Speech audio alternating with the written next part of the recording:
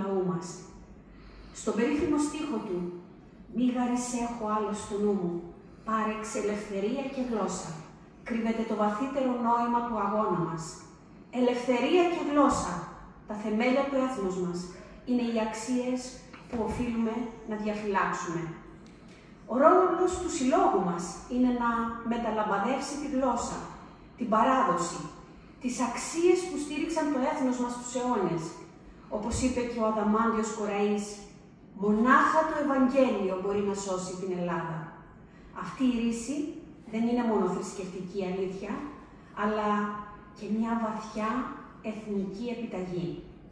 Το Ευαγγέλιο δεν είναι μόνο ένα θρησκευτικό κείμενο, αλλά μια αστήρευτη πηγή ηθικών αξιών, που διαμόρφωσαν την εθνική μας ταυτότητα και συνέβαλαν στη διατήρηση της συνοχής του ελληνισμού μέσα στους αιώνες.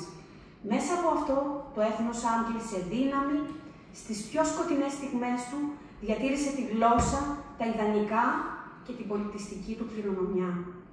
Γι' αυτό είμαστε εδώ απόψε, για να κλείσουμε στην ψυχή μας την Ελλάδα και να νιώσουμε τον παλμό της ιστορίας της. Ας αντλήσουμε δύναμη από τον Διονύσιο Σολομό και την ψυχή της ποίησης του, ώστε να συνεχίσουμε να αγωνιζόμαστε για ένα ελληνισμό ζωντανό, περήφανο και ελεύθερο. Σας ευχαριστώ θερμά.